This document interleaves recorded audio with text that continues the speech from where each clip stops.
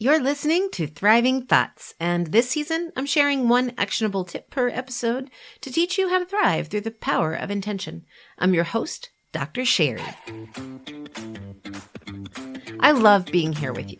And you know what? This conversation doesn't have to be one-sided. Message me at dr.sherrispeaks on Instagram to share which intentional practice you've committed to and how it's helping you thrive. And I want you to remember that the goal isn't to be intentional with all of the things at once. Just start with what resonates and be consistent. In the last 2 episodes, we've explored the why, what, and how of being intentional with food, which is your second life source after sleep. Today, we'll cover how to be intentional with when you eat. A 2019 study revealed that over half of Americans don't think about what they're going to eat for lunch until they get hungry. That means that over half of you aren't intentional with eating lunch, meaning you don't think about it, don't plan for it, don't prioritize it, and you don't hold it as sacred. Admittedly, I wasn't always intentional with lunch. I used to toss around some of the same lies you probably do, like it's hard to find time to eat. You might be thinking, well, it is hard to find time to eat, so how's that a lie? Well, let's break it down. Time isn't hiding. Time shows up at the same time every day. Time offers you the same amount of itself every day. What you do with it is entirely up to you. You don't have to learn how to manage time because time is unchanging. Instead, consider focusing on managing yourself.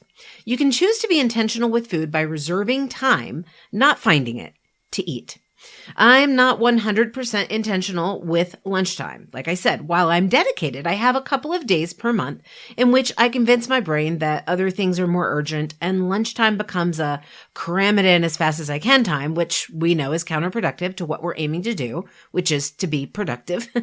67% of millennials from the study I mentioned reported that they skipped lunch to get ahead at work. We know that our brain runs on glucose, and if we don't prioritize feeding it, it will crash, which prohibits us from doing the very thing we say we want to do, to be productive. So there's that lie. I don't have time to eat. The truth is you cannot afford not to reserve time to eat. You'll get no judgment from me if you decide against prioritizing lunch, but if you don't, be honest with yourself about the direction of your intentionality. You'd be better off mentally if instead of lying to yourself that you don't have time to eat, you said, I choose not to prioritize lunchtime and to sacrifice the fuel my brain needs to be productive.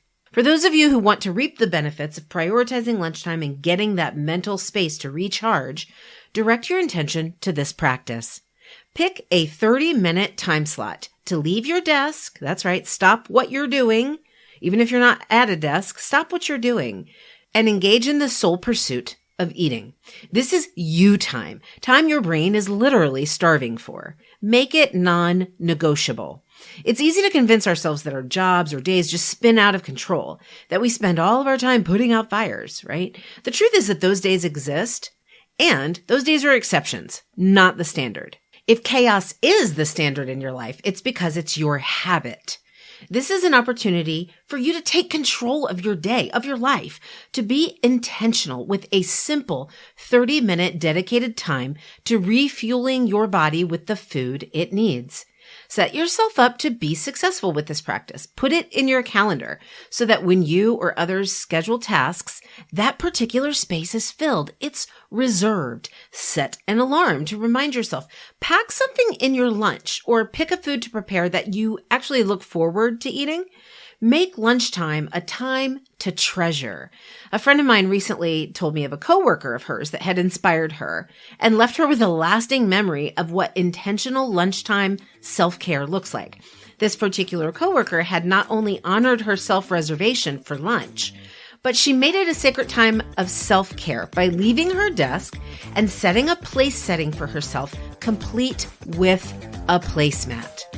Making space, reserving the time that's already there for you is inspirational. It's the mark of a leader. It's the mark of a woman who knows she's worth taking care of. You are worth 30 minutes of self-care to fuel your mental acuity and emotional stability. Quote unknown, many things are not equal, but everyone gets the same 24 hours in a day, 7 days a week. We make time for what we truly want. And that's how you thrive, through the power of intention.